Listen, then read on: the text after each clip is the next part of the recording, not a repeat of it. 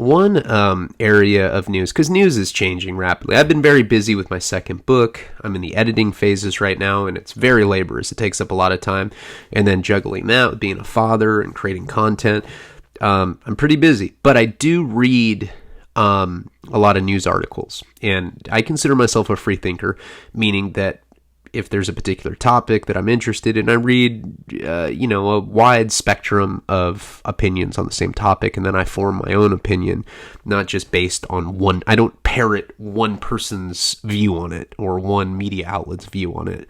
I consider fringe news, I consider mainstream news, and then I kind of blend it all together and form my own opinion on something.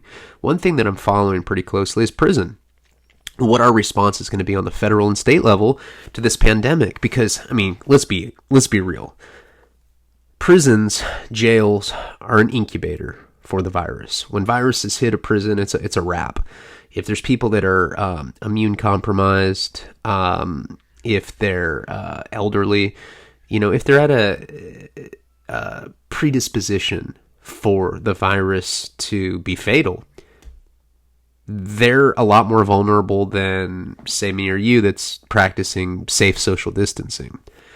And, I know people, a lot of those guys deserve to be in prison. I think we're at a fundamental fork in the road where we really should evaluate who deserves to die and who doesn't. Child molester, you deserve to die. Rapist, you deserve to die. Murderer, you deserve to die. And I'm not talking about capital punishment. I'm talking about you deserve to go to prison. And then when something like this happens, it is just collateral damage from you being some form of predator, So, and I understand that there's weirdo nonviolent drug offenders, there's weirdos in the financial sector, but there's a lot less weirdos than there are weirdos. I'm sure there's like some meth cook who, we all know the guy with the glass eye. Yeah, I just want to, watch you put on different types of overalls while I smoke my peanut butter crank. Yeah, well, he's in there for selling meth, but he's a fucking creep, and do I want that guy on the street? I don't know. I don't think so. But, I'm watching other countries like Afghanistan, Iran, they're letting people out. They let like tens of thousands of their prison population out. Afghanistan and Iran has more humanitarian response to this than the United States. It's because we profiteer off inmates. Maybe not directly, in a more oblique sense. The desolate prison towns, the labor unions that are associated with it. Well, and then there's the classic argument how much does it cost taxpayers to incarcerate somebody? $39,000, $50,000. Who do you think's paying for that? No, if you think that they're losing money by incarcerating people, it's not how capitalism works. We're a capitalistic society. That's not how it works. They are making profit off of people being locked up, and that's why we lock up more people than any other industrialized nation. That's why. And I think that, we really need to reevaluate who deserves to die and who doesn't. Come on. Life or death stuff. And if you're in there for think about all the guys that are in there for like a parole violation. Like they pissed dirty for weed twice. Nope. Straight to jail, bro. Danger to the community. That's not a fucking how is a pothead a danger to the community? How is that a danger? Well, he knew he wasn't supposed to do it, so possibly he could, he could hit an old lady in the head with a baseball bat, or some illogical shit like that. So let those guys out. That's my 2 cents. Like, comment, subscribe, share. Check out patreon.com/Ryan Leone. I'm consistent on there. I'm putting content on there every single day. And there's multiple storylines going. Check out the different tiers. Ask other people. And that's it. Let's get right into the story. Yeah, I kept that one under 5 minutes for all you complainers. So where are we at?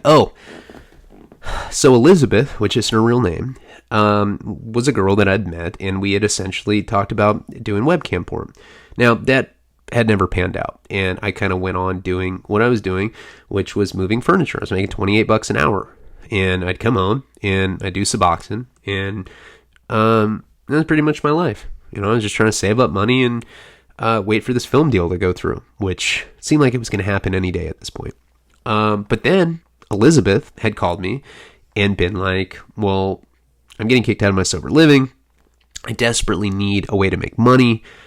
Do you know anybody that would be like a sugar daddy type situation? And remember, I had just met up with my heroin dealer, Charlie, maybe a few days before that. And he had been like, hey, yeah, I drive Uber, and one of my consistent customers is always asking me if I have any escort friends. Now, I'd known Charlie for years. I mean, and that's what's, oh man, it's a cutthroat. The criminal world is such bullshit. There's so many just straight soft as cotton people that sing like fucking canaries the second that cuffs go on them. And, without people snitching, honestly, that you want sweeping prison reform? Keep your fucking mouth shut. How's that? Stop telling on people for no reason. Don't get a DUI and tell them where people are cooking meth in a bathtub. Oh, I can't go to county for a few days. Oh, and they freak out. But I didn't know that Charlie was compromised. So when Elizabeth had called me and asked me if I could set, her up with a sugar daddy, I immediately thought of Charlie. I called him. He hooked me up with a guy named Ryan, who he said was in an unhealthy marriage. And then this guy Ryan and I had talked. I explained to him point blank that I'm not a pimp. That I was trying to launch a webcam porn company, and one of the girls that I worked with did that kind of work, and I was trying to get her out of it. But he's like, look, I'm really cool. I'm just, my wife is just such a bitch, man. And I just want kind of like a side thing that's where I'm not going to get in trouble for it. Exactly what she wanted. So it seemed innocent enough. Now, listen, I'm not trying to defend this behavior. Definitely don't recommend doing this. It's a scumbag thing to do. Totally regret it. I have no one to blame but myself. And also the rat, Charlie Becchio. The guy ratted me out, paperwork on it. But, so what ends up happening is I set it up with this guy Ryan on noon on a Friday at a hotel. He wants to have some sort of introductory session with her. Escort John type situation. And, she had told me, hey, make sure he's not a weirdo. I was like, well, I mean, how do I do that? Am I just supposed to be like, hey man, by the way, hold up, Tio, are you a weirdo by any means? I mean, let's be honest. If you're paying for sex, you have weirdo tendencies, Hey, I'm not above it. I've done it. Only that time that I was married to a hooker, and it was always like to be ironic, and that's a lot of that was alcohol related. Like, I'll show that hooker. I'll get a hooker. And like looking back, I'm like, ugh, what was I thinking? That's so weird. And you always hear guys in prison say about prostitution, you are not paying for sex. You are paying for the girl to leave. Takes away all that, all the false pretense, all the games. It's just straight up, here's $100, $50, whatever it is. Let's fuck. And then you leave. And that's it. And it's very hypocritical for someone to be like, ew, prostitutes, that's so gross. But then you get on a dating app and you fuck somebody for free, or you have to go pay for an expensive dinner. And there's career dating app women who like pay their rent by just going out on dates with guys and like suckering them out of money. And then there's guys that do the same shit.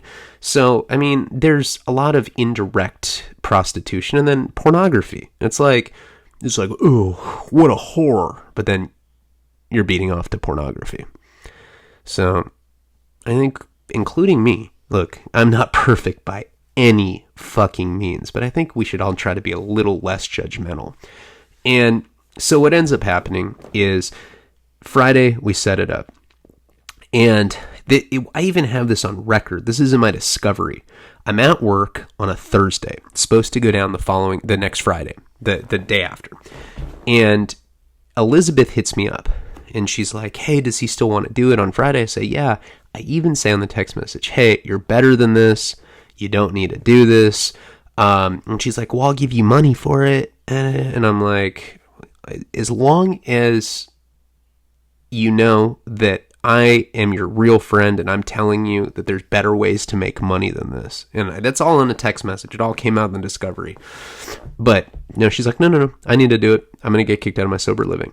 So I'm working, and the next day is a Friday. Now remember, I don't have a car at the time. I'd gotten out of prison, and I didn't have it because I totaled it, and then I blew all the money gambling and, going on some insane drug run.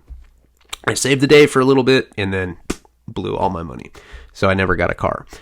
But, so my parents had to drive me everywhere. Now on that Friday, the elementary school that I'd gone to in Santa Barbara was doing a time capsule dig up. Now, I had done a time capsule in 1990. I think it was 90. No, wait.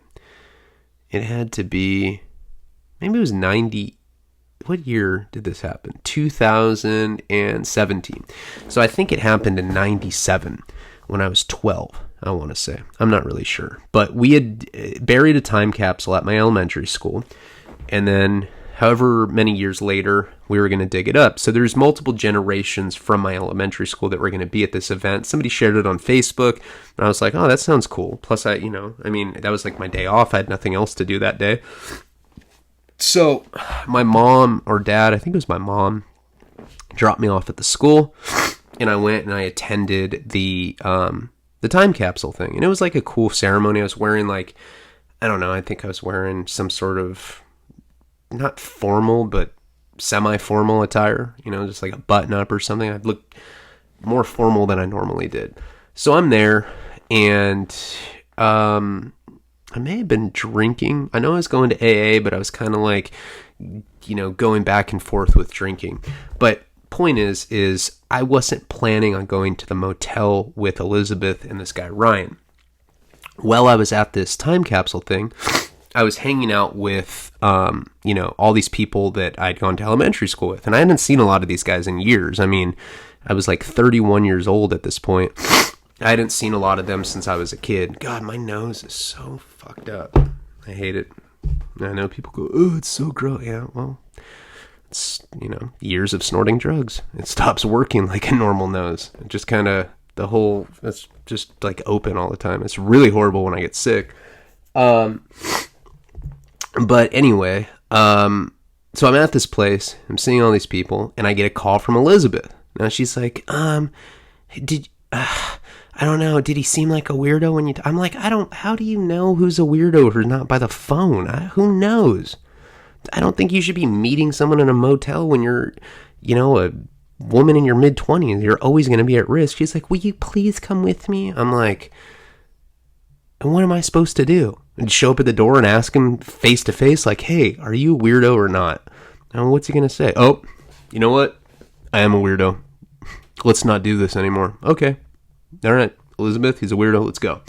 I don't know what you wanted, but I guess, I had just gotten out of prison. I was, relatively muscular, even though I'm 5'6". I'm a fucking midget. I'm not intimidating anybody, but I think she just wanted me to show my presence. So I'm like, okay. So I called my dad and I said, Dad, can you come pick me up at the elementary school time capsule thing? My dad came and picked me up, and he dropped me off at a coffee shop. Now I went to meet her, and she's wearing stilettos. She's wearing a short skirt.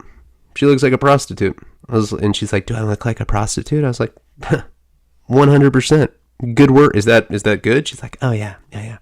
I try to look like as much of a prostitute as possible if I'm going to be a prostitute. And I was like, wow, all right, cool. And I've never been on this side of prostitution. It was kind of it was weird.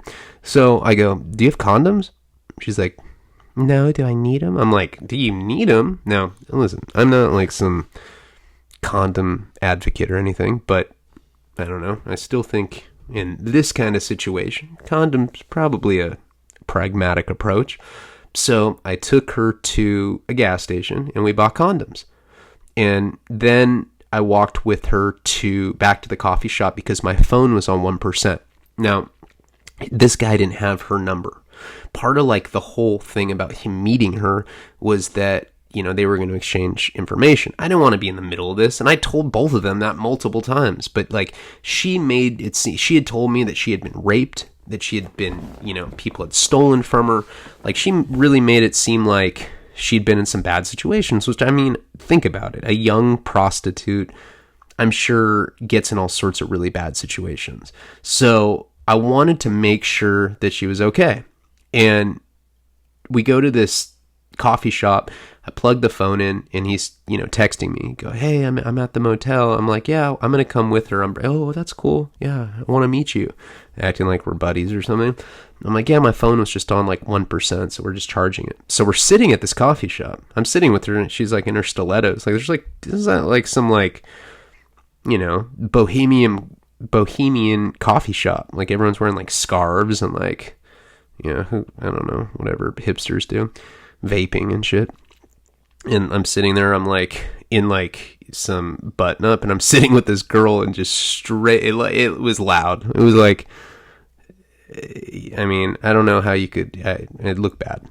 So eventually we end up going up to this motel. Now, there was just this foreboding feeling, right? It was a Friday at noon, and this motel was on Upper State, which is a pretty like busy part of Santa Barbara. Now, a motel, typically, on a weekend, the parking lot is pretty crowded. But this parking lot was not crowded. And there were like leaves blowing ominously. Every time that I've ever gotten in trouble like this, the spider sense goes off. You know, you're like, whoa, something's not right. And that's definitely how I felt in this situation. But I don't know. That's when impulsivity comes in. And I'm just like, whatever, we're already here. How bad? What? I mean, that's another thing. I mean, I really didn't think I was doing anything that bad. I really didn't. You know, it's like, I'd watch like we've talked about this. I'd be in prison, and they'd be watching Cops in the TV room, and like a prostitute would like be in a sting, and then, you know, they'd get like probation or something, you know, on like shows like that. I didn't think that I thought prostitution was one of those things that's like goes on and they don't really enforce it. Like playing poker with your buddies in a garage on a Friday night. Like, it's not legal, but like, when have you ever seen like a garage get like raided with a SWAT team, and they're like, everybody drop your cards.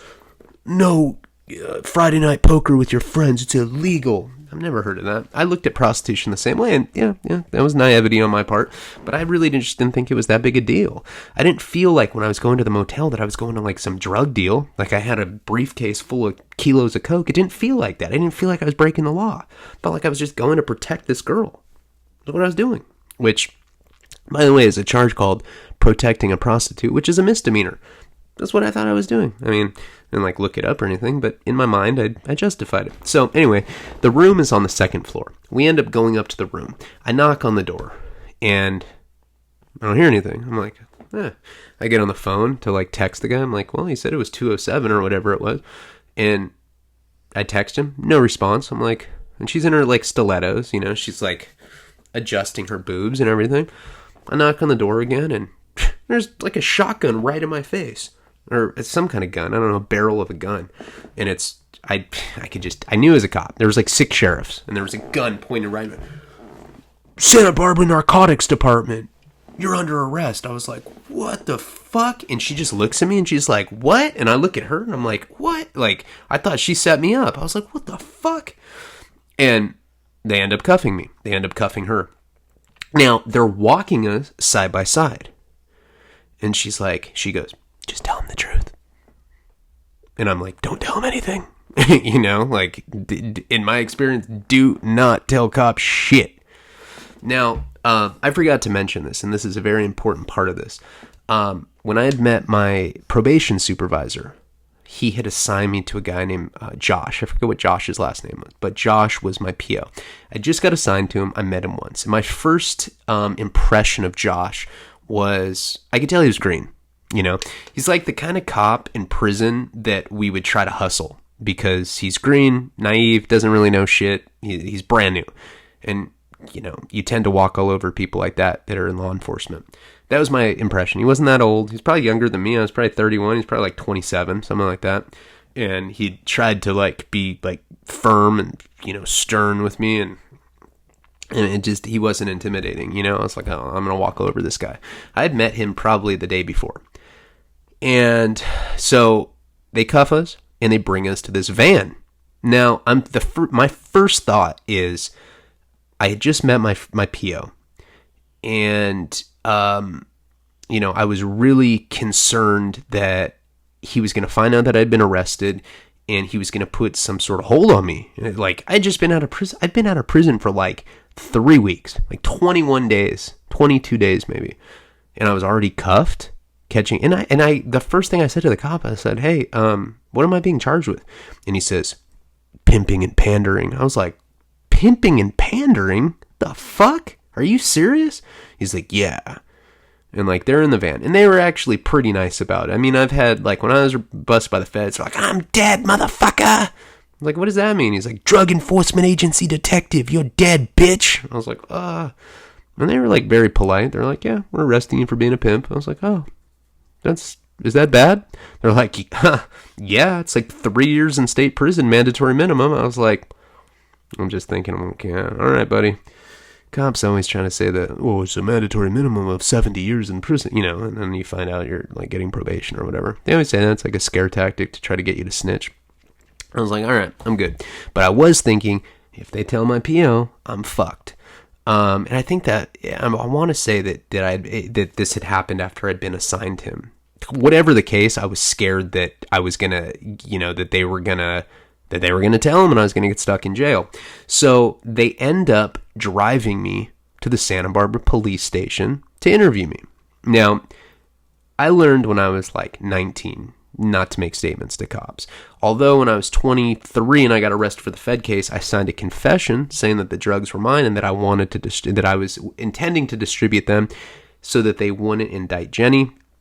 Feds end up dropping the case, but the state ends up picking her up. So they really did me dirty. So now I'm thinking wow, if I say anything to them, they're definitely going to use it against me. But on the other hand, if they notify my PO, because remember, I'd learned in the DUI situation that if you get arrested by state, they don't automatically notify the feds. So I had to be very smart with what I was going to do. Oh, and incidentally, they did not arrest Elizabeth. They let her go. They talked to her for 15 minutes when we were at the hotel. And I was the only one that got arrested. So she didn't go to the substation with me. They just let her go. And I just watched her took off her stilettos and she just kind of walked barefoot down the sidewalk as they carted me away and I went in the van. They had put her in the van with me for a second, but then they let her go and she walked down the street like that. So, and I was like, what the fuck? Why am I getting arrested? She was the one in stilettos. I'm not saying that to them, but this is what I'm thinking. So they end up taking me to the police station. I'm thinking the whole time, I got to come up with a game plan. So I know exactly what I'm going to do. So they bring me into this interview room. They're like, "Are you willing to talk to us?" I said, "Absolutely. Please read me my rights." So they read me my rights. It's all official. I have this entire interview. I got the footage for the documentary, so I'm going to be put the whole interview is pretty classic, and I'm gonna put highlights of it on the documentary, and I'll put it in its entirety on Patreon after the doc comes out. I don't want to spoil the footage yet, but so I'm getting ready to do this faux interview. So they come in. And it's Ryan. He's like, "Hey, I'm Ryan. I'm the guy that you were talking to on the phone." And I was like, and I'm playing dumb. I'm like, "Oh, hey, Ryan. I'm Ryan as well." And he's like, "So, let me ask, let's just cut the bullshit, man. Why are you acting as a pimp in Santa Barbara?" I was like, "Well, I'm really not a pimp. Let me tell you what it is, though. Let me tell you what it is, right? I owed somebody a lot of money. A loan shark, and because I owned a loan shark money, I started running a webcam porn company, and now I don't know, I guess you guys are thinking that I'm running some sort of pimping service or whatever." He's like, "Ryan, we have you talking to me on the phone, telling me that you're trying to arrange a prostitution deal for me. I was like, oh, and so he's like, so base. And so he's like, well, explain to me the situation. I'm like, well, I didn't know really what you guys were doing. I was just going with my friend because she said that there were some bad people at a hotel and she just wanted me to protect her. And they're like, so, and he's like, so basically you're telling me that you're a pimp. And I was like, well, I mean, it's kind of an ugly word for it, Ryan. And he's just like, oh, he's like, I'll be right back. So he like leaves for a second. I'm like thinking, I'm like, damn, like, what am I going to say to buy myself time? Because that's what I was trying to do at that period. I was trying to buy myself time. Comes back a little while later. If you guys have seen the trailer for my documentary, this is the footage of me in like the interrogation room. So he comes back and he goes, okay, so who's this Charlie guy? I'm like, I don't even know, man. I don't even know. He's just my Uber driver. That's it. It's like, so is he involved with the pimping ring? I'm like, I don't even know that guy. And later I'd find out that Charlie was the rat, and it's on tape. I'm fucking defending him. I'm defending her. And so what he tells me is that, I've have some experience with cops because I got fucked over in Florida. And then in the federal thing, I had just signed that confession. So I'm kind of letting him talk so I can hear what they have, what she said to them, or what at least what he's saying she said. So he starts telling me that she had told him that she was trying to help me out because I had just gotten out of prison and I needed money, which I'd come to find out is statements that she actually made, that he was being honest with me. That's exactly what she said. And ultimately, that's why they got the conviction, because she had said that. And I was like, oh, no. This is a misunderstanding. I was like, hold on, Ryan, let me just... And he's like, well, hold on, before you ask a question, can we look through your cell phone? And I was like, no, you can't. Well, maybe we can revisit that later, is what I said. And he's like, okay. I was just trying to deflect from that, because there's no way I'm giving cops permission to search my phone. Even though I was on parole, I'm not going to give them my passcode to get in there, And he says it before I do. He goes, so you're on federal probation, are you? And I was like, well, I mean, no, he says, are you on probation or parole? And I said, nope. He goes, you're not on federal probation? I was like, I'm on U.S. supervision. He's like, so why'd you just tell me that you're not on anything? Why? It's like, you said probation or parole. I thought you meant county or state probation or parole. I'm on federal supervision. And he's like, and you wrote a book or something? I was like, I did. I wrote it in prison. So now we're having some sort of casual conversation. And I go, hey, let me ask you something. Is this workable? And he's like, what do you mean? I'm like, well, can I set one of my drug dealers up and get out of this? He's like, and they always do this, I got to go ask the DA, right? And I had, this is the second time I had done this. I did this another time when I got a disturbing the peace. You tell them that you're going to snitch. Hopefully they let you go. Both times I've done this, they didn't fucking let me go either, because they want you to snitch on, they want you to set someone up right there and then, so it doesn't work. But I have other friends that have told me that if you do that, you can buy time with them. So he comes back and he's like, okay, I talked to the DA, and if you can set up a drug dealer right now. I was like, well, what are we talking about here? He's like, we want pounds of meth or pounds of heroin.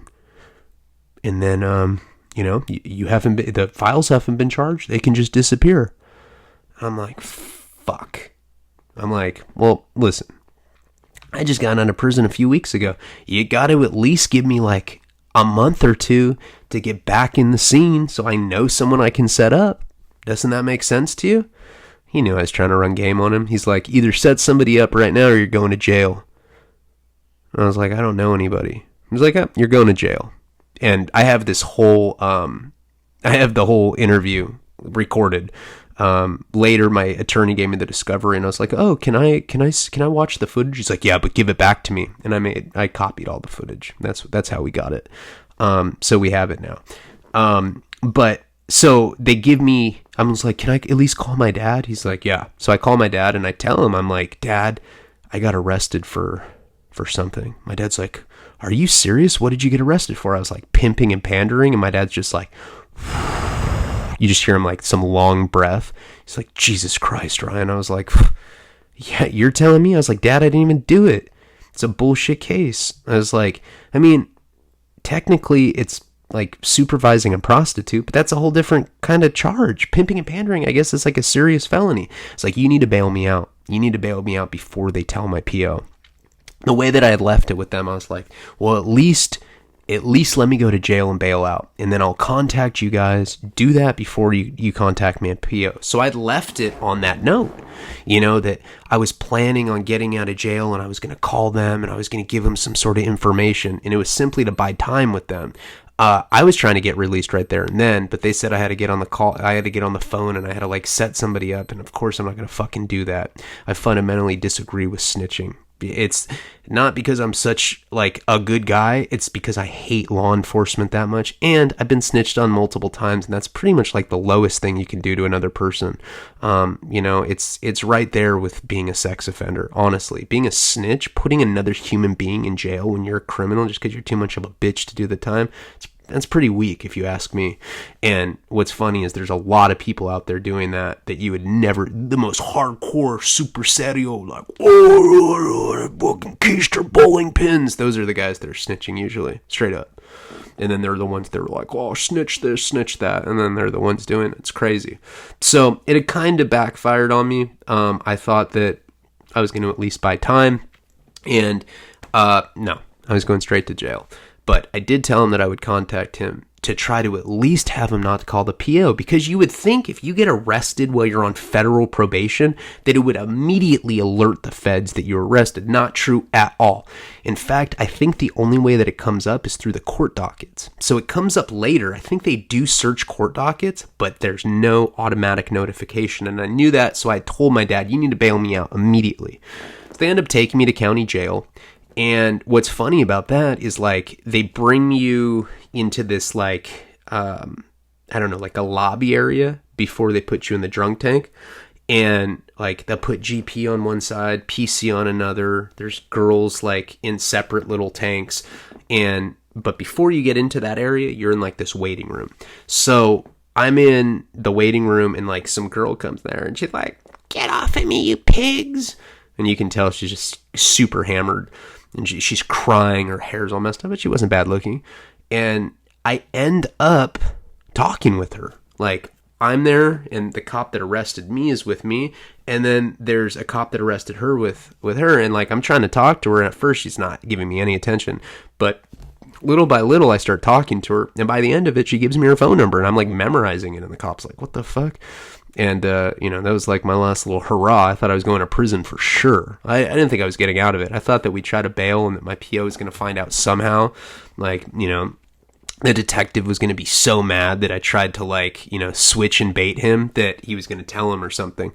So they end up, I get this girl's number and then they put me in the GP drunk tank. So I'm sitting there and you get like unlimited free calls. And so I'm calling my dad and, hey, did you call a bail bond guy yet? And my dad had already been on it. He was already in the process. I think my bail was, I want to say it was like $25,000. So my dad had to come up with like $2,500, I want to say. And he was upset about it. I mean, he wasn't upset about the money. He was just upset that I'd gotten arrested, especially the fact that I'd only been out of prison for 3 weeks. So, I'm in the tank and, everybody was laughing about it. The girl that booked me in was like, pimping and pandering. Ha ha ha. Where's your cane? And I'm just like, yeah, it's 3-year mandatory minimum. Fuck my life. But, at that time, honestly, I didn't think that it was. I thought that was just the cop bullshitting me. And then I got in the tank and I was telling everyone that I got busted for pimping and pandering. Everyone thought it was cool. They're like, man, you're going to be a certified pimp. And we were like all kind of laughing.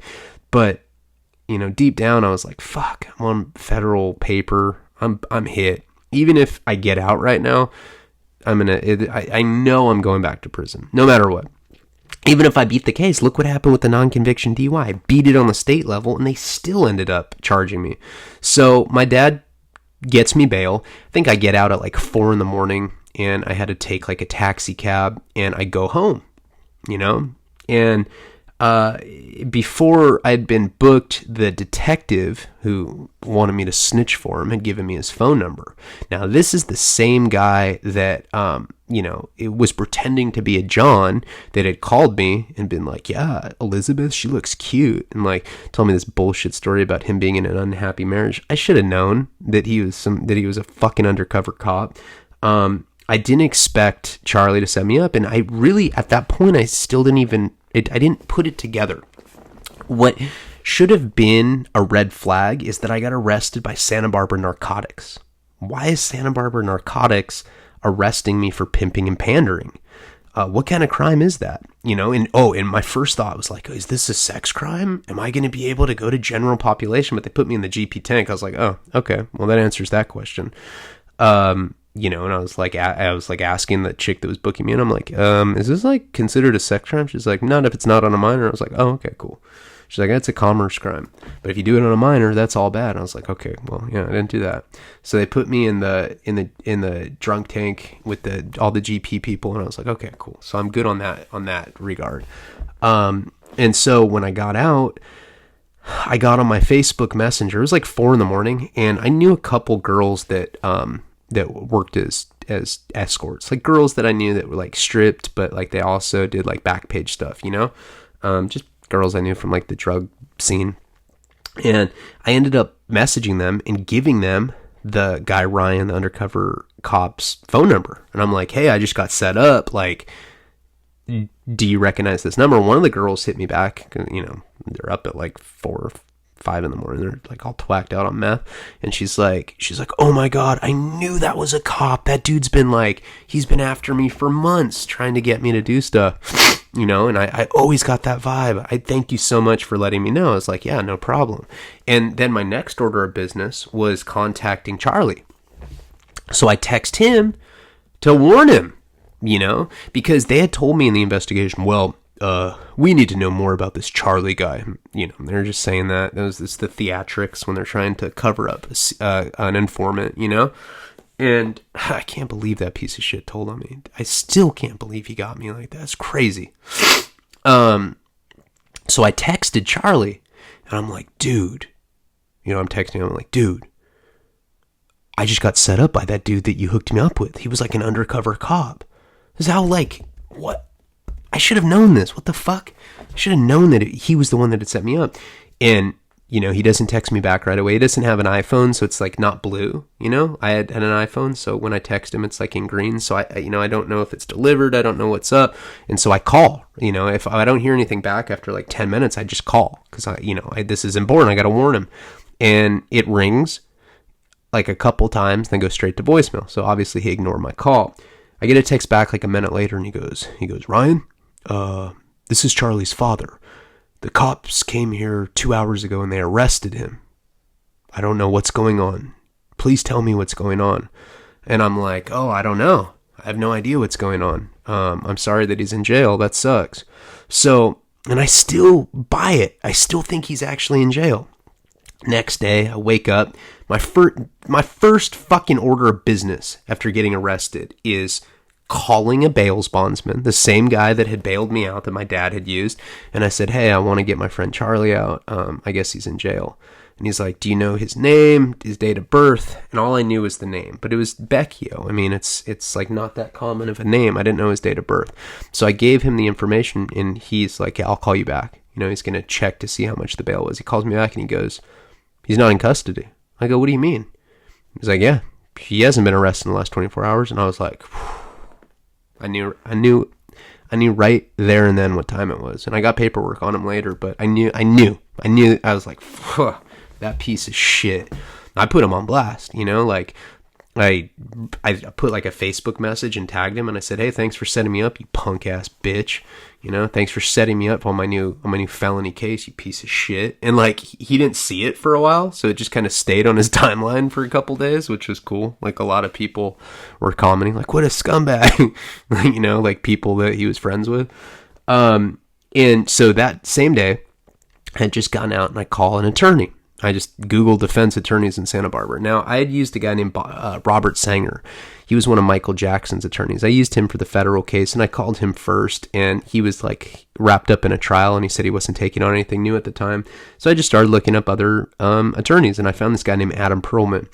And he seemed legit. He had good Yelp reviews and whatever. I called him, and I explained the case. And he's like, okay, well, pimping and pandering carries a mandatory minimum 3-year state prison sentence. And I was like, what?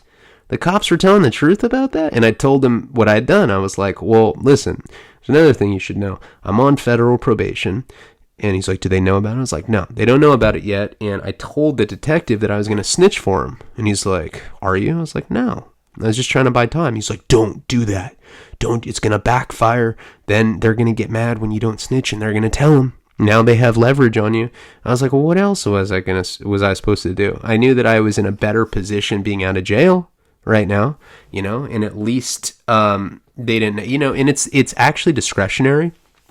I would come to find out later, it's discretionary upon the arresting officer. They knew that I was on federal probation, and it's up to them if they want to notify the federal probation department, but they're not obligated to do so. So, I mean, what the attorney was saying did make sense. It's like you're playing with fire with that. You piss them off, you pretend like you're going to be a rat, and you don't come through, then they're actually mad at you, and they have a reason to call him. So I was like, okay, well, so what do I do? And he's like, just don't reach out to him, whatever. I was like, all right.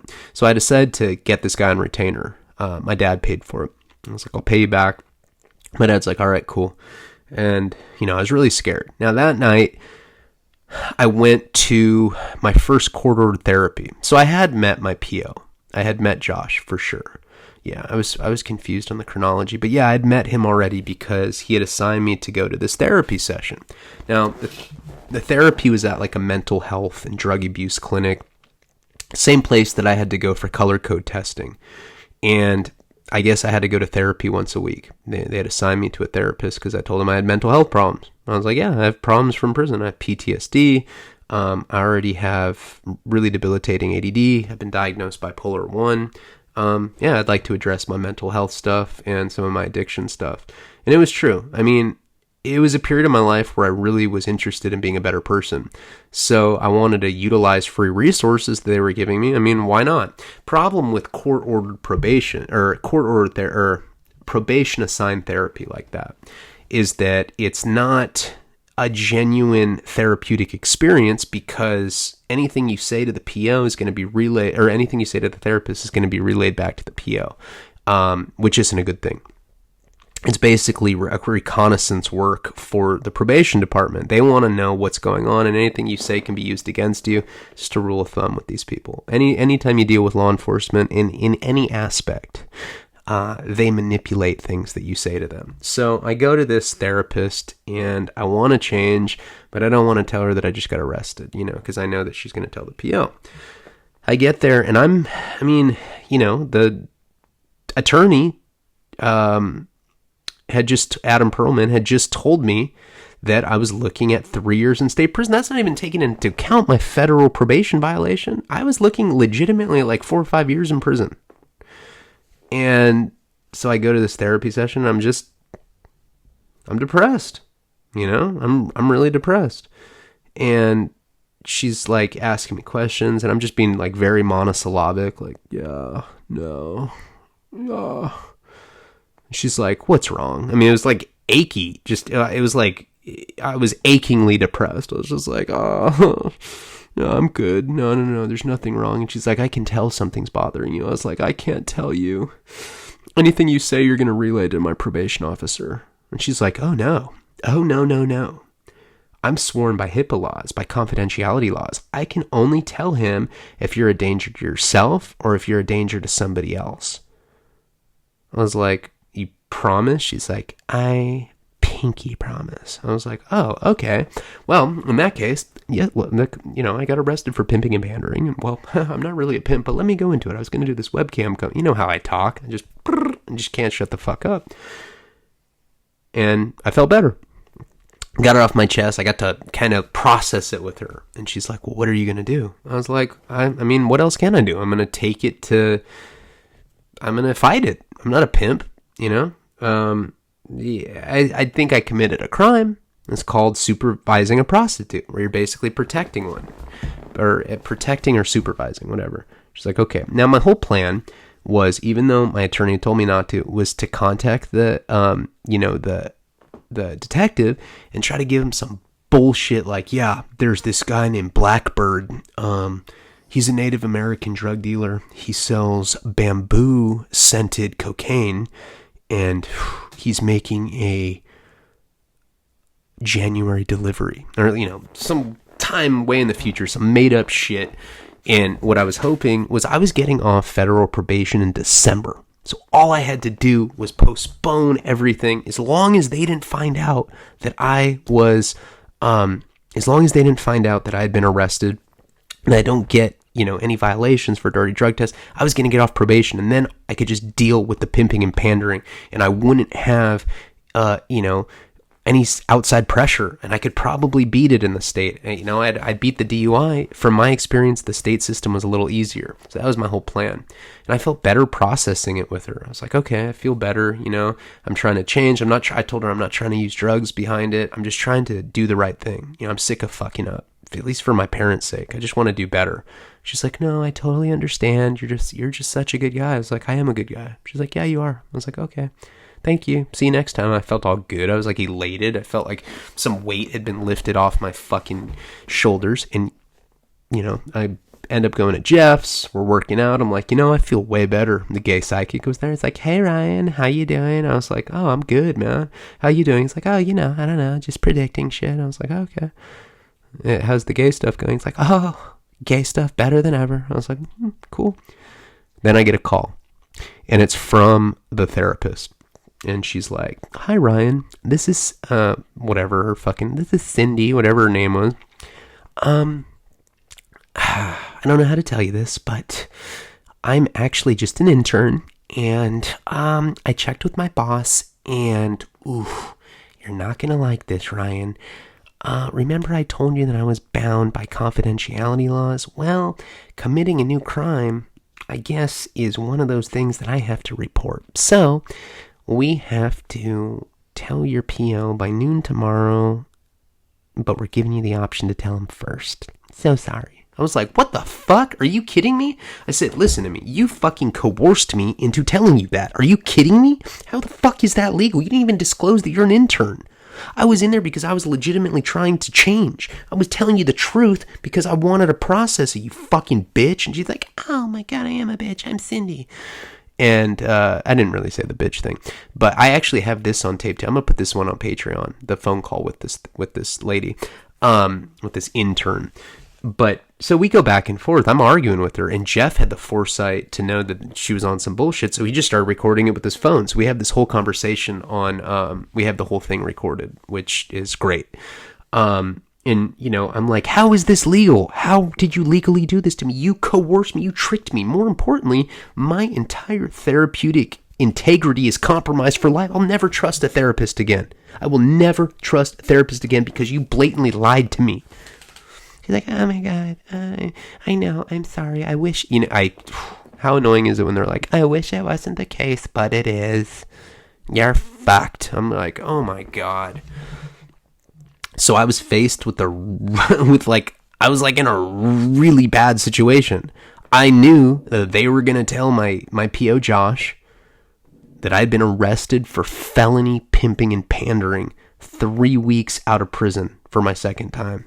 I knew I was in a bad situation. I had to do it by noon the next day. And I mean, that's like getting hit by a train. It's like you literally feel the wind get knocked out of you. I mean, something like that. And we'll get into how this whole thing just starts blowing up way out of proportion. And, we're leading into my third prison term, but this is all the shit that was before that. Covered a lot of it in the album, but we're going to go in some deeper directions. We're going to there's a bunch of stuff that I never talked about that I think is important. I appreciate you guys. Like, comment, subscribe. Stay safe. Wash your hands. I do love and appreciate all of you. Palabra.